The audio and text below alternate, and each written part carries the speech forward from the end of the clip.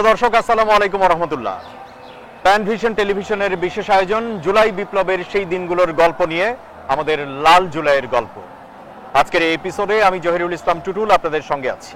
আমাদের সঙ্গে আছেন লাল জুলাইয়ের গল্পের অন্যতম একজন সংগঠক এবং সেই সঙ্গে একজন যোদ্ধা, অর্থাৎ মুক্তিকামী মানুষকে মুক্ত করবার জন্যে যে মানুষগুলো প্রাণপণ যুদ্ধ করে গেছেন, রক্তাক্ত হতে দেখেছেন সহযোদ্ধাদের, কাউকে কাউকে দুনিয়া ছেড়ে চলে যেতেও দেখেছেন, শহীদ হতে দেখেছেন।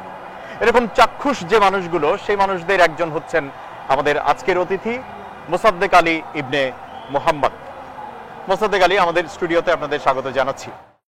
আজকের এই গল্পে আপনি থাকছেন এবং গল্পের এই সময়টায় আপনার কাছে একদম স্পেসিফিক ভাবে জানতে চাই যে জুলাইয়ের কোন দিনটা, সেই 24শে জুলাইয়ের কোন দিনটাকে আপনি বিশেষভাবে একটু আলাদা করে রাখতে চান? জুলাই অভ্যুত্থানের যে পটভূমি শুরু হয়েছিল সেটি কিন্তু একদিনে অভ্যুত্থানের দিকে চলে যায়। আমাদের যেই দাবিটা ছিল, আমরা কিন্তু চেয়েছিলাম যে গভর্নমেন্ট শান্তিপূর্ণভাবে আমাদের দাবিগুলো মেনে নেবে এবং আমরা আমাদের পড়ার টেবিলে ফিরে যাব। কিন্তু অত্যন্ত দুঃখজনক হলো সত্য, গভর্নমেন্ট তার সেই ফেসিবাদী মনোভাব শিক্ষার্থীদের উপর চাপিয়ে দেওয়ার চেষ্টা করেছে, যে কারণে কিন্তু আমাদের আন্দোলনটা পর্যায়ক্রমে একের পর এক নতুন নতুন ধাপ অতিক্রম করেছে। আপনার স্মরণ থাকার কথা, যখন আন্দোলনটা শুরু হয় তখন কিন্তু আন্দোলনে ওইভাবে অতটা বাধা শিক্ষার্থীরা পায় নাই। হলগুলোতে ছাত্রলীগ কিছুটা হয়তো বাধা দিয়েছে, কিন্তু ওটা সর্বশক্তিতে বাধা দেয়নি। কিন্তু 10-11 তারিখের পর থেকে কিন্তু ছাত্রলীগ ঢাকা ইউনিভার্সিটি কেন্দ্রিক পুরো দমে তারা বাধা দেওয়া শুরু করে এবং তৎকালীন যিনি ডিএমপি কমিশনার ছিলেন তিনি স্টেটমেন্টে সংবাদ সম্মেলন করে বলেছিলেন যে 11 তারিখ যদি কোনো শিক্ষার্থী রাজপথে নামে তাহলে তাকে কঠোর ভাষায় প্রতিহত করা হবে এবং তাদেরকে ব্যবস্থা গ্রহণ করা হবে।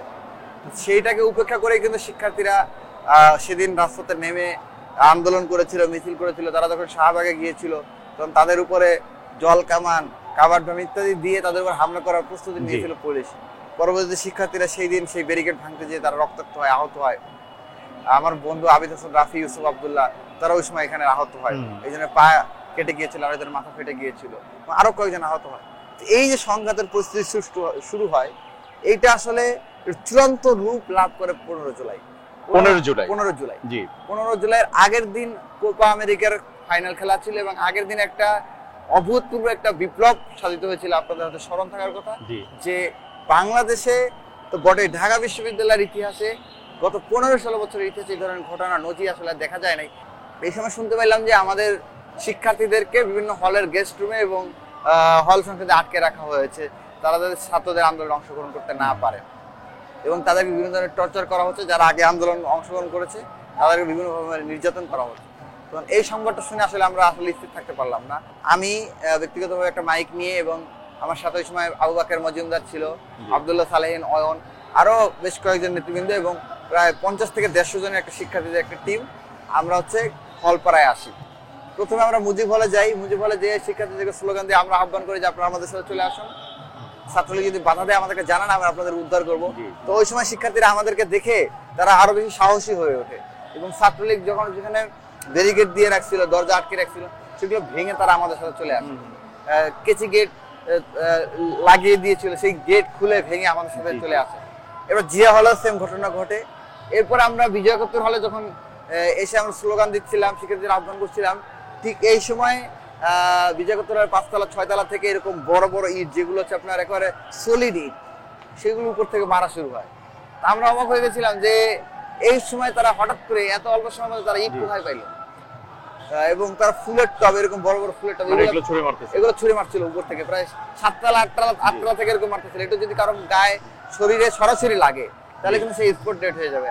আমার ঠিক এতটুকু দূর থেকে, মানে খুব কাছ থেকে এরকম বড় একটা ইট আমার পাশ দিয়ে চলে যায়। তো ওইটা যদি আমার মাথায় সরাসরি লাগতো তাহলে আমি হয়তো এখানে স্পট ডেট হয়ে যেতাম, ওই দিনই শহীদ হয়ে যেতাম। তো আমরা পরবর্তীতে চিন্তা ভাবনা করে দেখি যে আমাদের কাছে যেটা মনে হয়েছে যে আমরা তো প্রতিদিনই মিছিল নিয়ে আমরা হলপাড়ায় শিক্ষার্থীদেরকে নিতে আসি, ডাকতে আসি। তো ওরা আগের থেকে প্ল্যান করে রেখেছিল, আগের দিন যেহেতু আমরা সরকারের বিরুদ্ধে বিদ্রোহ করে আমরা আওয়ামী ফেসিবাদের বিরুদ্ধে ন্যারেটিভকে ভেঙে খান খান করে দিয়ে আমরা সরাসরি তাদের বিরুদ্ধে দাঁড়িয়ে গিয়েছি, তখন তারা আমাদের উপর একটা রক্তক্ষয়ী হামলার জন্য তারা নিজের আগে থেকে প্রস্তুতি গ্রহণ করেছে এবং ইটগুলো, ধারালো অস্ত্র এগুলো তারা সংগ্রহ করে রেখেছিল। আর আপনার স্মরণ থাকার কথা যে যখনই ঢাকা বিশ্ববিদ্যালয়ের আশেপাশে কোথাও বিরোধী দল মতের কেউ মিছিল করে বা প্রোগ্রাম করতে চায়, তাদেরকে কিন্তু বাধা দেওয়া হইতো ছাত্রলীগের যে হলগুলো, যে ক্যান্টনমেন্ট গুলো ছিল, অস্ত্রের মজুদ ছিল, সেগুলো দিয়ে ব্যবহার করা হতো। কিন্তু প্রত্যেকটা হলে ছাত্রলীগের আপনার দেশীয় অস্ত্র, পিস্তল, রিভলভার, তারপর হচ্ছে আপনার ধারালো অস্ত্র, রামদা, ছুরি, এটাকে প্রতিহত করবার জন্য আপনাদের হাতে আসলে কি ছিল? আমাদের হাতে কিছুই ছিল না। আমরা তো জানতাম না এই ধরনের সংঘর্ষ সৃষ্টি হবে। তো এগুলো তাদের আগে থেকে প্রস্তুতি সবসময় ছিল। আর কারণ প্রত্যেকটা হলেই তাদের নির্ধারিত টর্চার সেল তো আগে থেকেই ছিল। আমরা আপনার ফাহাদের ঘটনাটা তো জানি। তো সেই জায়গা থেকে তাদের এই প্রস্তুতিটা ছিল। কিন্তু আমরা আসলে শান্তিপূর্ণ চেয়েছিলাম। আমরা আসলে ভাবতে পারিনি ছাত্রলীগ এতটা নিচে নেমে আসবে। কারণ তারা হয়তো ছাত্রলীগ, ছাত্র দলের উপর হামলা করে, শিবিরের উপর হামলা করে, বা জামাতের উপর হামলা করতে পারে, বা অন্য কোনো দলের উপর হামলা করতে পারে। এটা তাদের রাজনৈতিক বোঝাপড়া বা রাজনৈতিক দ্বন্দ্ব। কিন্তু আমরা তো কোন রাজনৈতিক এজেন্ডা নিয়ে আসি নাই। আমরা তো ওই ছাত্রলীগের যে কর্মীটা কোটার কারণে চাকরি পাচ্ছে না, তার অধিকারের কথা আমরা এখানে বলছি। তাহলে তো তার আমাদের উপর হামলা করার কোনো প্রশ্ন আসে না। তার আমরা আশা করছিলাম যে আমাদের উপর কোনো হামলা হবে না, কিন্তু আমরা অবাক হইলাম যে তারা আমাদের উপর হামলা করলো। মানে কতটা হৃদয় বিদারক হইলে আপনার জানা থাকার কথা যে ক্যাম্পাসগুলোতে শিক্ষার্থীদের কিন্তু কিভাবে টর্চার সেলে নির্যাতন করা হইতো।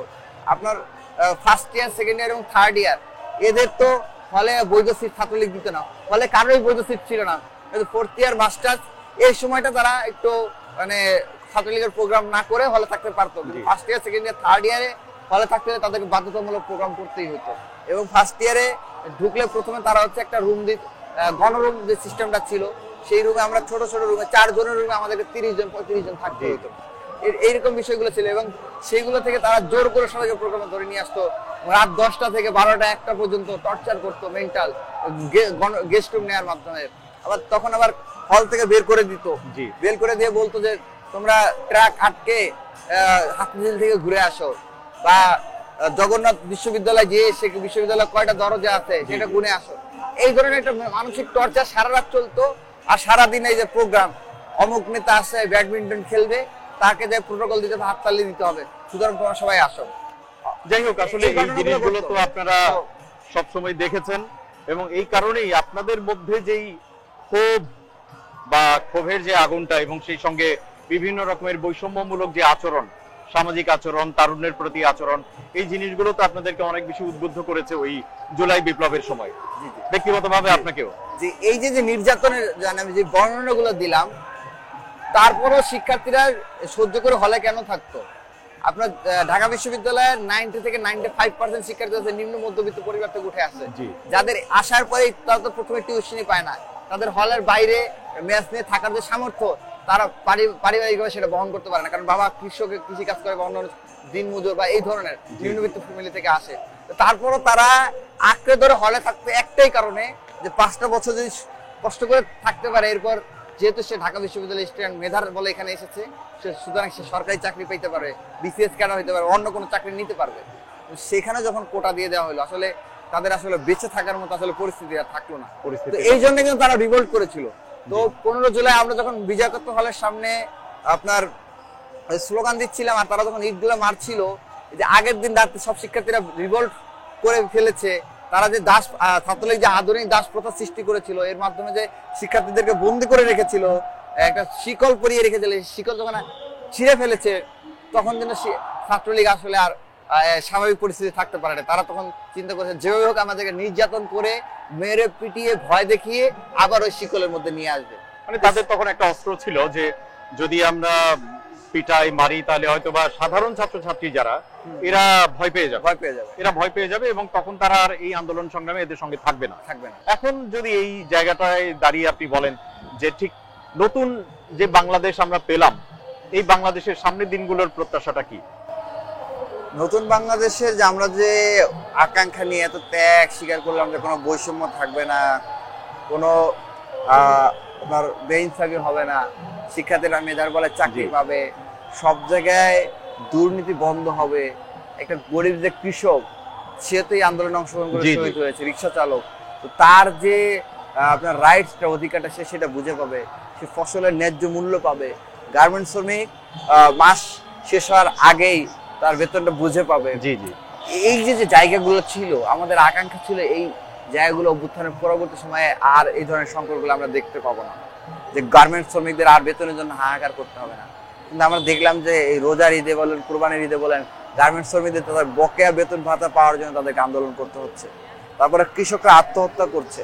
আপনার যেই টমেটো বা যেই ফসল, আপনার সবজিটা ঢাকায় 50 টাকা বিক্রি হয়, সেই ফসলটা গ্রামে কৃষক বিক্রি করতে 2 টাকা 3 টাকা কেজি দরে।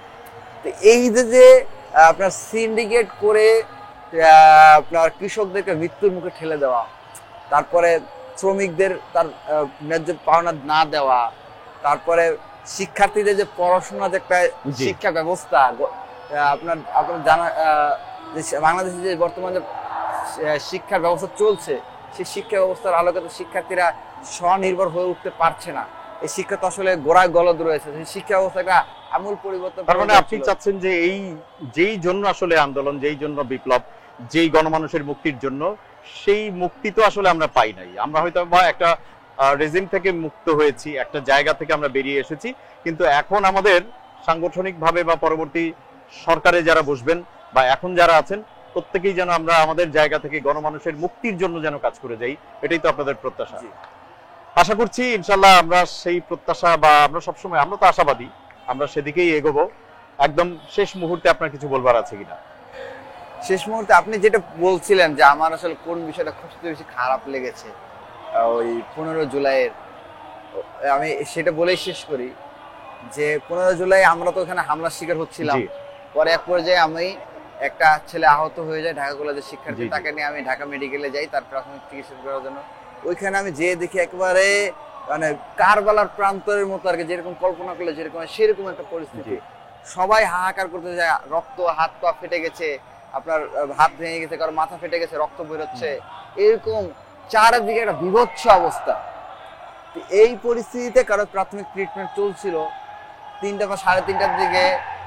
আগে আমরা দেখতাম ইসরায়েল ফিলিস্তিনের হাসপাতালগুলোতে হামলা করছে, এইটা আমি এছাড়া আর কোনো জায়গায় উদাহরণ চোখে দেখলেন আপনি নিজের দেশে, যে আমার নিজের দেশে, আমার নিজের বিশ্ববিদ্যালয়ের পাশে এবং নিজের পরিচিত মানুষগুলো কিভাবে হায়নার মতো হয়ে সেই হাসপাতালের বাইরে থেকে হামলা শুরু করলো। এবং 3:30 4টার দিকে কাছাকাছি সময়, এবং এই যে সিটি স্ক্যান রুমে একটা ছেলে আমার চোখের সামনে কাছাকাছি দূরত্বে একটা ছেলে সিটি স্ক্যান হচ্ছিল, তার মাথা ফেটে গেছে, তার উপর ছাত্রলীগ আবার হামলা করলো এবং আমাকে হামলা করার জন্য বারবার তারা অ্যাটেম্প্ট দিল। এবং প্রিয় দর্শক, লাল জুলাইয়ের গল্পে আমরা সেই লোমহর্ষক গল্পটাই শুনছিলাম। আসলে গল্প নয়, বাস্তবতা। হায়নাদের আক্রমণের গল্প শুনছিলাম, যেই হায়না থেকে হয়তোবা আমরা মুক্ত হয়েছি, কিন্তু নব্য কোনো হায়না যেন আবার এই মানচিত্রকে খামচে ধরতে না পারে, সেই আশাবাদ ব্যক্ত করেই আজকের এই পর্ব থেকে আমি জহিরুল ইসলাম টুটুল বিদায় নিচ্ছি। সবাই অনেক বেশি ভালো থাকবেন। আল্লাহ হাফেজ। আসসালামু আলাইকুম রহমতুল্লাহ।